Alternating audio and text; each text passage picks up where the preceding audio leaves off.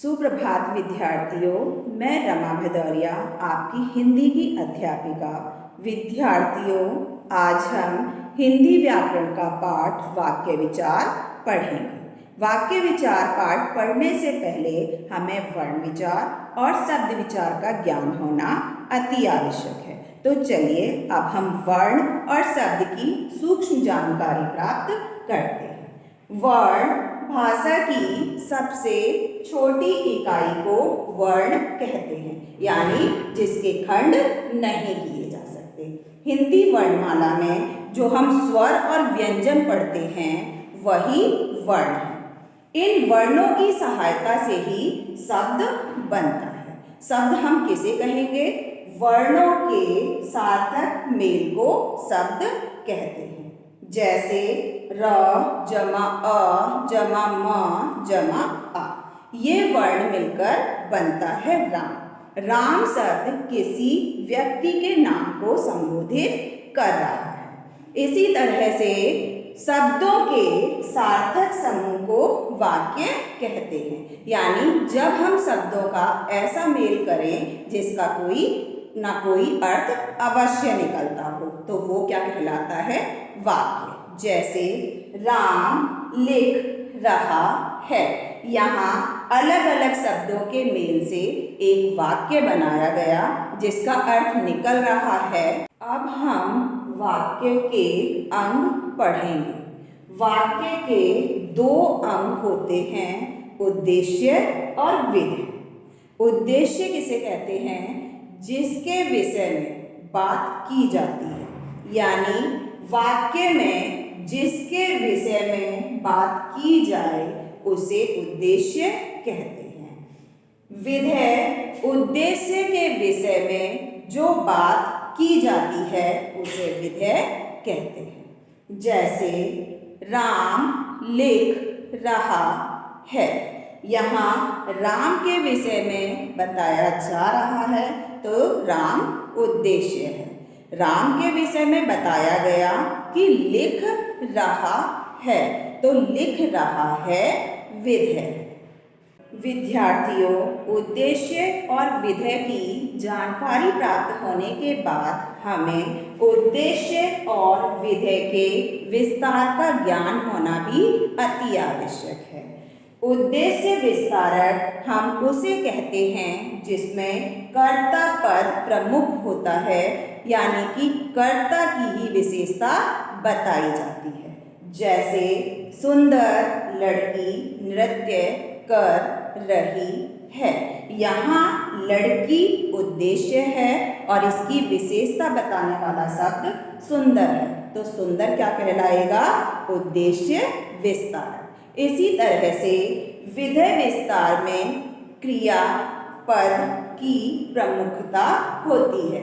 इसमें क्रियापद की ही विशेषता बताई जाती है। जैसे अशोक पुस्तक पढ़ते हुए सो गया, यहाँ क्रिया शब्द है सो गया। इसकी विशेषता किन शब्दों से बताई गई? पढ़ते हुए। तो पढ़ते हुए शब्द कौन सा होगा? विधेय विस्तारक शब्द होगा, यानी कि वे शब्द या वाक्यांश जो क्रियापद की विशेषता बताते हैं वो विधेय विस्तार होते हैं और जो कर्ता पद की विशेषता बताते हैं वो उद्देश्य विस्तार होते हैं। विद्यार्थियों, अब हम वाक्य के भेद पढ़ेंगे। वाक्य के भेद दो आधारों पर होते हैं, रचना के आधार पर और अर्थ के आधार पर। रचना के आधार पर वाक्य के 3 भेद हैं और अर्थ के आधार पर वाक्य के 8 भेद हैं।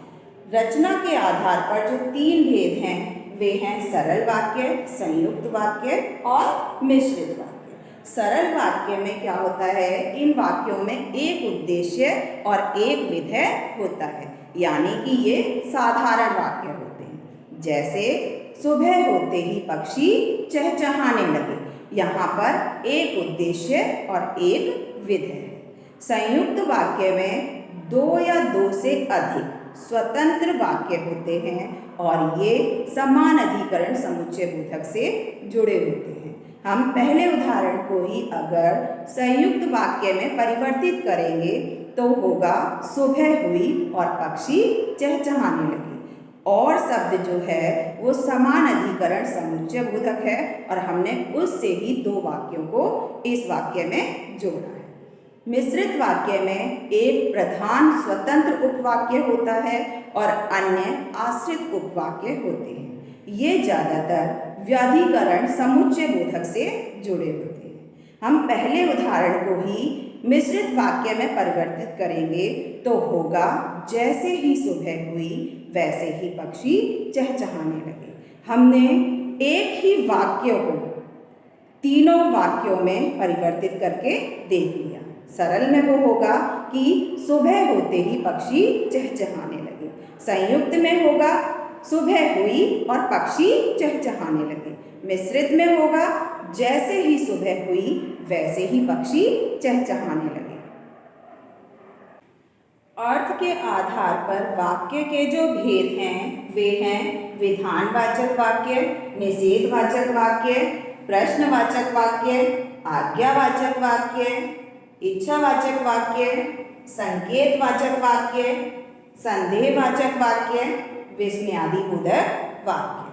पहला वाक्य जो है विधानवाचक वाक्य, इसमें एक उद्देश्य और एक विधेय होता है। इसमें एक मुख्य क्रिया होती है यानी कि क्रिया के करने का या होने का बोध होता है। ये सरल सकारात्मक वाक्य होते हैं, जैसे माताजी पूजा कर रही है। निषेधवाचक वाक्य में जिन वाक्यों से हमें क्रिया के ना होने का बोध हो उन्हें हम निषेधवाचक वाक्य कहते हैं। जैसे हमने विधानवाचक वाक्य में जो उदाहरण पढ़ा कि माताजी पूजा कर रही हैं, अगर हम उसे निषेधवाचक वाक्य में परिवर्तित करेंगे तो आएगा माताजी पूजा नहीं कर रही हैं। तीसरा वाक्य जो है वो है प्रश्नवाचक वाक्य।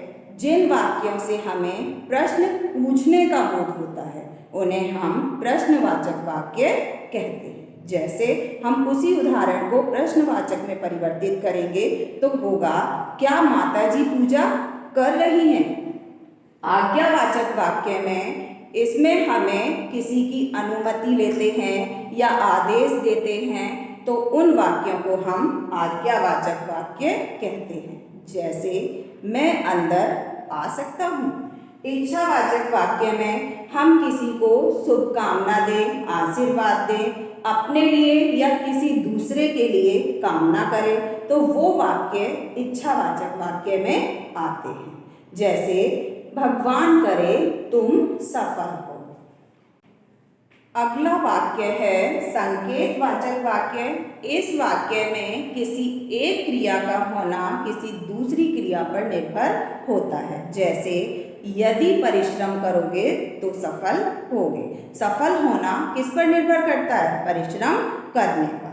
अगला वाक्य है संदेहवाचक वाक्य।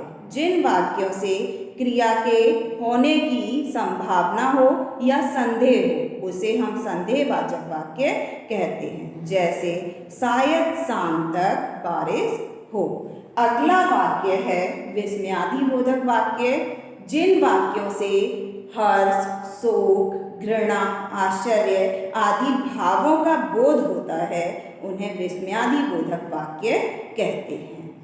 बच्चों, आज हमने वाक्य विचार पाठ पढ़ा जिसमें हमने वाक्य की परिभाषा, वाक्य के अंग, वाक्य के भेद दो आधारों पर होते हैं, रचना के आधार पर और अर्थ के आधार पर, वो सभी पढ़ा है। विद्यार्थियों, अब हम वाक्य विचार पाठ से संबंधित कुछ प्रश्नों का अभ्यास करते हैं।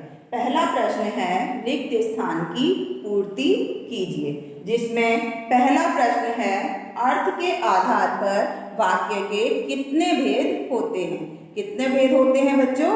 8। दूसरा प्रश्न है सकारात्मक वाक्य डैश कहलाते हैं। कौन से वाक्य कहलाते हैं? विधानवाचक वाक्य। कार्य की पूर्ति में संदेह व संभावना डैश वाक्यों में होती है। कौन से वाक्यों में होती है? संदेहवाचक वाक्य। दूसरा प्रश्न है, नीचे दिए वाक्य को निषेधवाचक वाक्य, प्रश्नवाचक वाक्य और संदेहवाचक वाक्य में परिवर्तित करना है। नीचे वाक्य दिया गया है, माँ बाजार जाएगी। अगर हम इसे निषेधवाचक वाक्य में परिवर्तित करेंगे तो आएगा माँ बाजार नहीं जाएगी। और अगर इसे हम किसमें, प्रश्नवाचक वाक्य में परिवर्तित करते हैं तो आएगा, क्या माँ बाजार जाएगी। इसी वाक्य को हम संदेहवाचक वाक्य में परिवर्तित करते हैं तो आएगा, शायद माँ बाजार जाए। आशा करती हूँ कि आप सभी को वाक्य विचार पाठ समझ में आ गया होगा। अगर किसी भी विषय में आपको कोई परेशानी हो तो मुझसे संपर्क कर सकते हैं। धन्यवाद। आपका दिन शुभ हो।